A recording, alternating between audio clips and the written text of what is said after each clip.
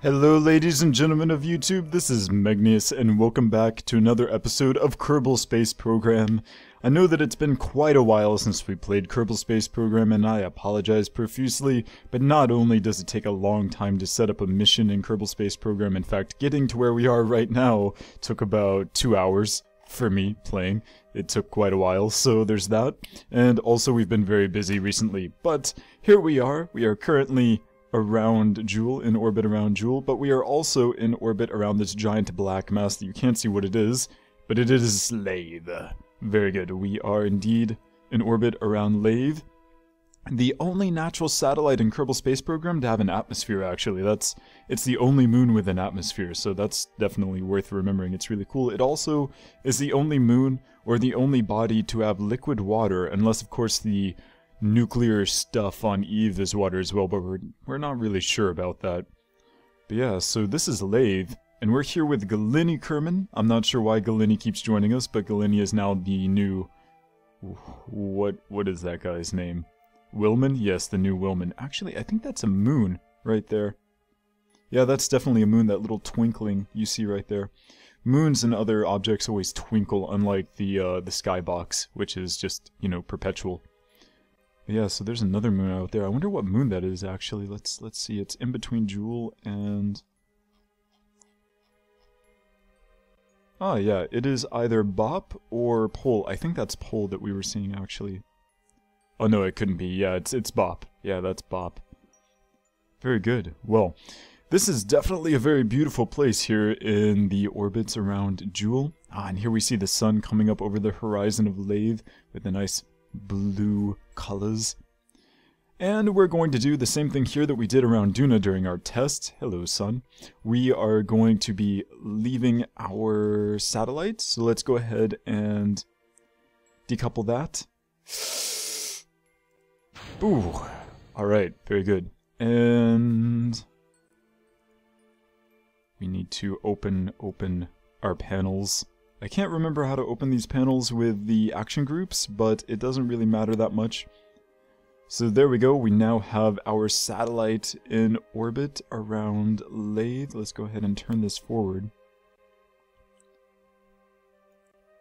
And we do indeed have solar power, very good. So obviously the further out you go into the solar system, the less useful solar panels are. But we're still getting about 0.94. That's pretty good, considering the fact this has tons of batteries and solar panels everywhere, and it doesn't really need to do anything. But nonetheless, for realism, my friends. So we're going to come back over here to Galini Kerman. And we of course have tons of solar panels on this for no particular reason. But let's see. Where are we going to land? Or attempt to land? As you know, Laythe has lots of water. It basically just has little islands, so it's not exactly a very fun place to try to land. I think we're going to try to land here. Not exactly sure how feasible that is, but we're going to try to land here. So, things to think about in terms of Laythe. Little science stuff, I guess you could say. Laythe is, of course, a moon of Jewel, and it is warm enough to have liquid water on its surface. Alright, well, that's one thing. But how does it have liquid water on its... Can I turn this down? Yes, I think I can. Very good, very nice. How does it have liquid water on its surface? And the reason for that, we're not exactly sure, to be honest, because if you know anything about Jupiter, Jupiter also has some moons that could have liquid water not on their surface, but below the surface. Things like Europa. And, well, Titan is a moon of Saturn, and Titan has liquid methane, so that's really, really cold. But, Enceladus is also a moon of Saturn, which may have liquid water below the surface. Is that enough? I have no idea if that's far enough. But let's look at that. How long do we have until... 34 seconds, huh? Well then, I guess we should, sort of aim it up. We don't have an estimated burn time. That's not something that makes me happy, that's for sure. Let's go ahead and start burning, actually, see if we can get...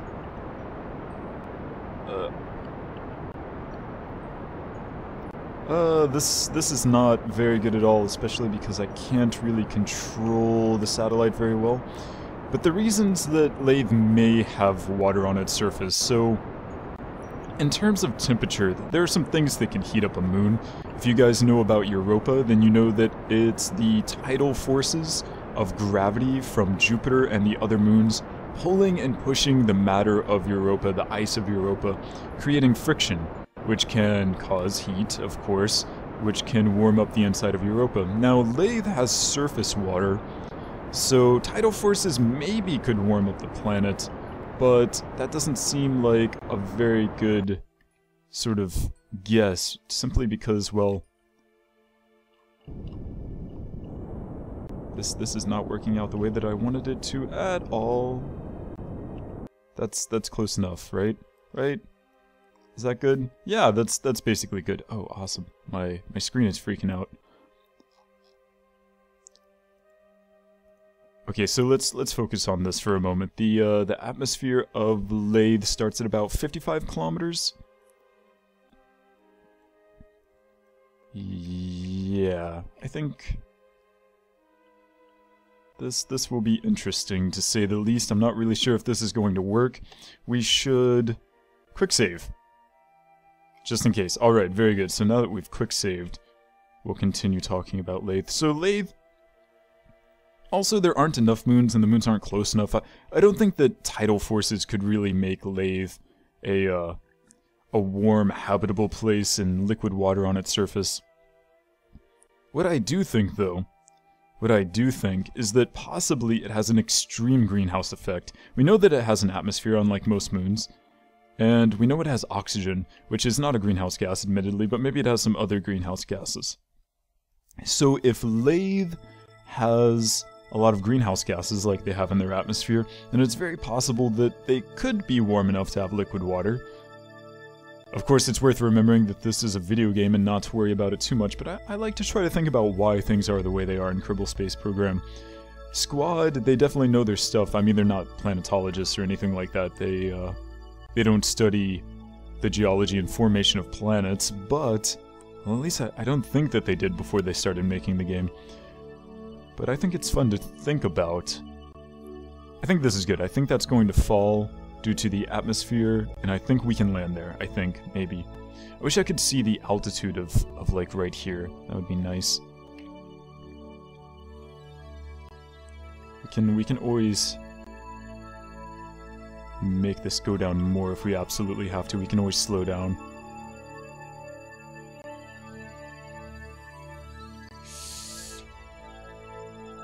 These are all together, and I don't want that, actually.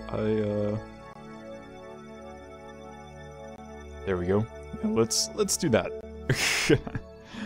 Alright, so some other things that possibly could be heating Laythe. If you know anything about Jupiter's what am I saying? Radiation belts, yeah.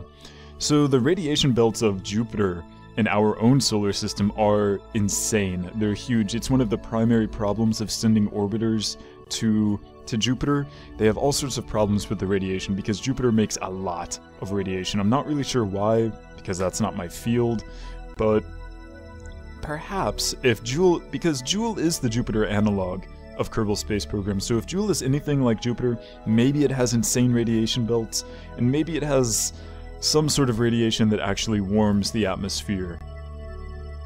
Auto-saving, thank you.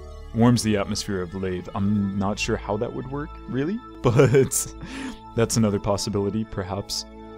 And those are really the only things that I can think of as to why we would have liquid water on Laythe's surface. Everything else just seems sort of strange and not really possible. Sigh. I have no idea if this is going to work or not. I think maybe we should speed ourselves up just a little bit. At least get into the atmosphere and see what happens then.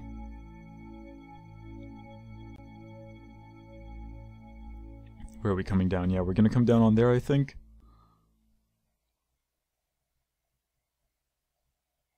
Yeah, we're now in atmosphere. We've gone to time warp 1.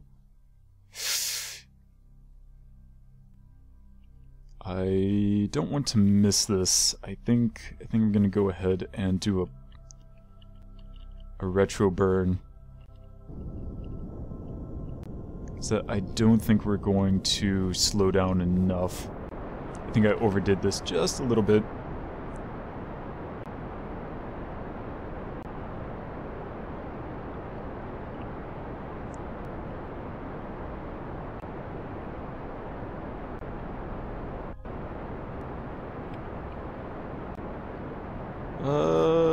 This is not good.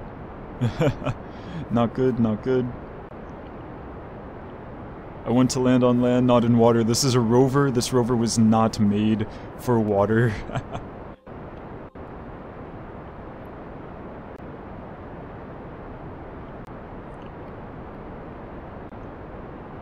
Yeah, this was perhaps a bad idea on my part.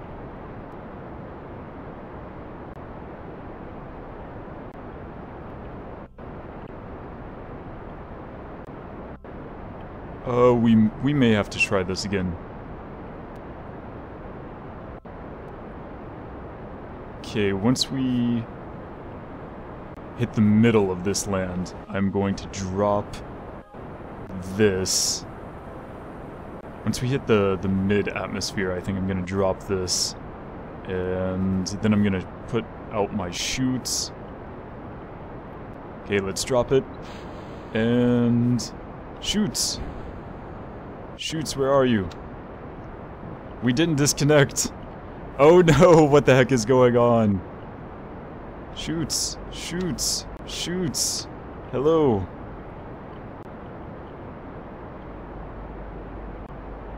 This was a terrible idea. There we go. Come on, slow us down. Slow us down. Oh no, we're gonna go into the water. We're going straight into the water. Yes, we are. This is not what I wanted. Galini Kerman, I'm so sorry. Alright, so we're gonna F9 this. I don't want to take your time landing on Laythe in a point that isn't going to work out very well. So let's go ahead and do a retro burn a little bit earlier. Let's see, we'll do a retro burn right here.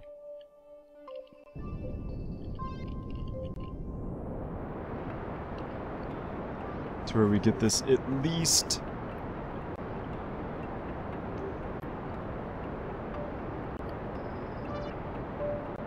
Yeah. I think that'll work much better. Alright, so let's go ahead and speed up so that we're going into the atmosphere. Because we don't want to take all of that time again. I think we can land this on the ground. I don't think it's going to be a huge problem. But I definitely don't want to land in the water. Our rover would be completely useless in the water of Laythe. You are one beautiful planet. You know that?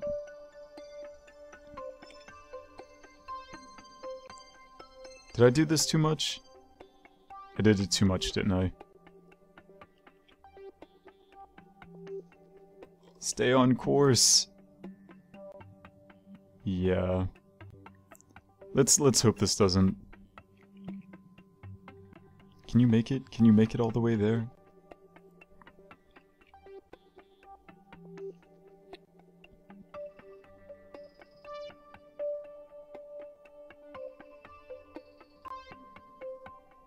Well, we are actually increasing in speed. That's a little bit frightening, I guess. But it's okay. We're going to. Yeah, we're slowing down now. Hitting the atmosphere.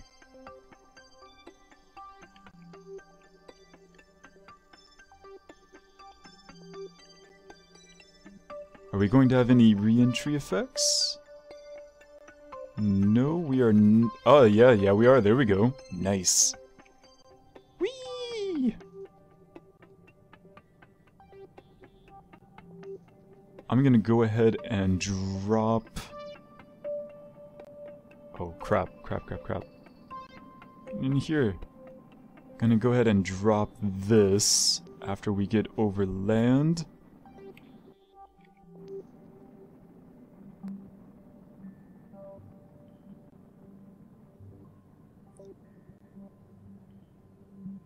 Boop. Whee! Alright, and as we slow down, as we get into the thick atmosphere, we should be able to use our parachutes. If we can stop spinning, of course. How low do we want to get before we start using our parachutes, I guess? 200 maybe?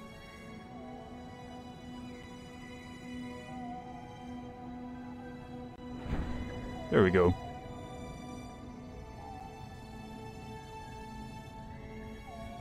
Nice. Glenny Kerman, I do believe you're going to survive, assuming that these parachutes do not break. I love the sand. It's like Laythe is one giant beach.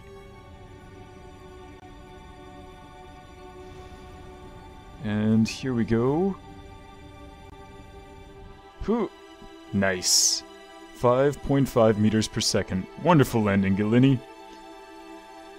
Such a beautiful blue sky. And of course we're way too far from the ocean, but I do see a little bit of water right over there, so we're gonna see if we can get over there before time is up.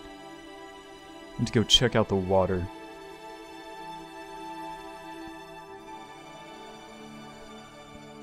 I don't want to use the speed up too much, because I know that parachutes can break under certain circumstances. And we want to avoid that as much as possible. We need to remember when we land to also use docking mode, because oh, docking mode. You are a lifesaver when it comes to... How high are we? 750 meters about? Yeah. And... touchdown! Ladies and gentlemen, we have officially landed a person. A person. Docking mode? Can I slow down? Can I slow down? Oh, I can slow down. There we go. We have officially landed a person on Laythe. Are these sand dunes actually real, or are they just textured? I think they're just textured. We are currently going down a hill, it seems. I don't want to go too fast going down this hill, but I do appreciate that this hill is here and willing to work with us, getting us to that water.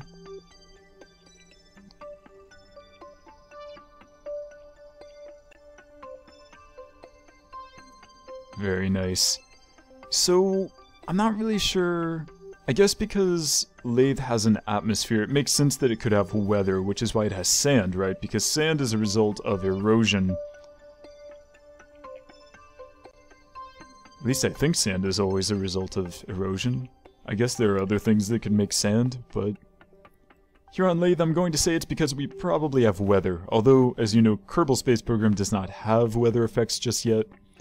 But I think, like, winds and rains would be really cool for Kerbal Space Program. Oh, nope.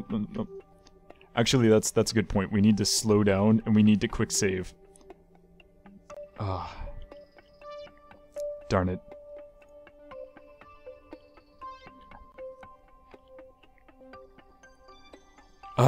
No. Roll, darn you, roll.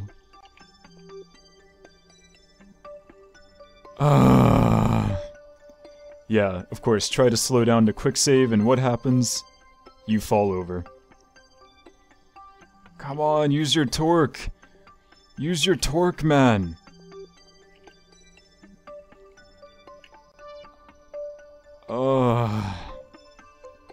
Sigh. Alright, so we've landed, and we've fallen over, of course! Okay, I really need to start including, like, some form of propulsion on these things, because I swear to God, this is getting ridiculous. Falling over when using my brakes, of all things. So yeah, anyway, I think that's about all for this episode. We'll come back to Laythe later, if we can, you know, get our rover not flipped over or something like that. But for now, just know that we have successfully landed on Laythe. We are right here. Oh, another thing I wanted to show you guys before we leave. You can't see it very well because it's halfway in the dark side, but there's like a ring of islands on Laythe around this way. If you look at a map on the wiki, you can see very clearly that there's like a ring of islands. And what it looks like is that basically half of Laythe was like an impact crater at some point, possibly from a giant comet that maybe delivered its water.